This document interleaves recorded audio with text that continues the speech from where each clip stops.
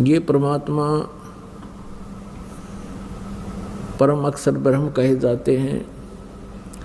इन्हीं को सत्य पुरुष भी कहते हैं। सत्य पुरुष का अर्थ होता है अविनाशी परमात्मा, पुरुष मीन प्रभु, और सत्य माने अविनाशी जिसका नाश कभी ना हो। इसी के भाषाभिन्न या पर्यायवाची बहुत शब्द बन जाते हैं। परम अक्षर ब्रह्म, अकाल मूर्त, शब्द स्वरूपी राम, सतपुरुष। ये वो परमात्मा है जो सब ब्रह्मांडों का रचनहार है और जो बनारस में, काशी शहर में, भारतवर्ष के काशी शहर के अंदर एक जुलाहे की भूमिका किया करते थे, जो धानक कहलाते थे। ये पूर्ण परमात्मा है, असंख्य ब्रह्मांड के स्वामी।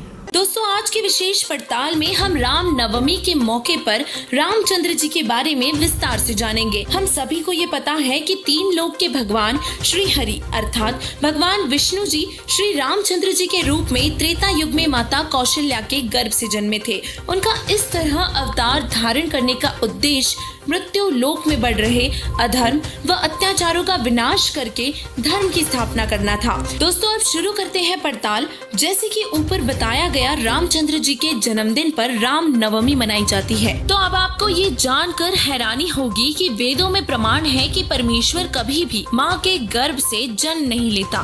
तो अब आप सोच रहे होंगे कि क्या दशरथ पुत्र रामचंद्र जी परमात्मा नहीं है? इसके लिए कबीर साहिब जी ने कहा है कि एक राम दशरथ घर डोले, एक राम घट घट में बोले, एक राम का सकल पसारा, एक राम है जग से न्यारा। फिर कबीर साहिब जी ने बताया है कि राम राम सब जगत बखाने, आदि राम कोई बिरला जाने। इससे स्पष्ट है कि दशरथ पुत्र राम से अन्य कोई और परमेश्वर है जिसे आदि राम कहते हैं। तो अब सवाल ये रहता है कि असली राम कौन है? उसके लिए हमारी ये रिपोर्ट देखिए। तो चलिए अब आपको बताते हैं कुछ ऐसे फैक्ट्स एंड प्रूफ जो आपको सोचने पर मजबूर कर देंगे।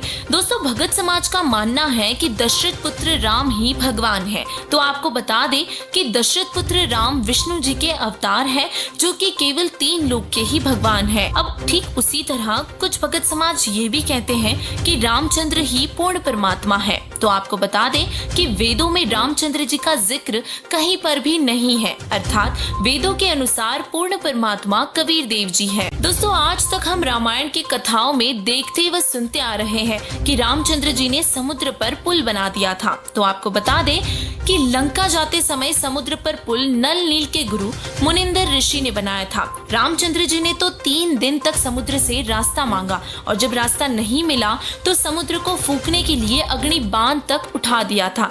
फिर समुद्र देवता ने रामचंद्र जी को नल और नील के बारे में बताया और फिर नल नील के माध्यम से मुनिंदर ऋषि ने निकट पर्वत के पत्थरों को अपनी शक्ति से हल्का कर दिया था और इस तरह समुद्र पर पुल बना और मुनिंदर ऋषि जी ही त्रेता युग में पूर्ण परमात्मा के रूप में उपस्थित थे। दोस्तों, हमने ये भी देखा है कि रामचंद्र जी ने कई राक्षसों का अंत किया और इसीलिए वही भगवान है। तो आपको बता दें कि विष्णु जी के जो भी अवतार होते हैं वो सब ब्रह्म के द्वारा पहले से ही निर्धारित होते हैं और वो वैसा ही करते हैं। भगत समाज का मानना है कि रामचंद्र जी जगत के उद्धार के लिए पृथ्वी पर आए थे। तो आपको बता दें कि विष्णु जी को नारद जी का श्राप लगा था और उसको भोगने के लिए विष्णु जी रामचंद्र जी के रूप में पृथ्वी पर आए थे और अपनी पत्नी के वियोग में अपना सारा जीवन व्यतीत किया था। रामचंद्र जी हमारे पापों को नष्ट कर देते हैं। रामचंद्र जी अपने स्वयं के पापों को भी नष्ट नहीं कर सकते। त्रेता युग में बाली को छुपकर मारा था, जिसका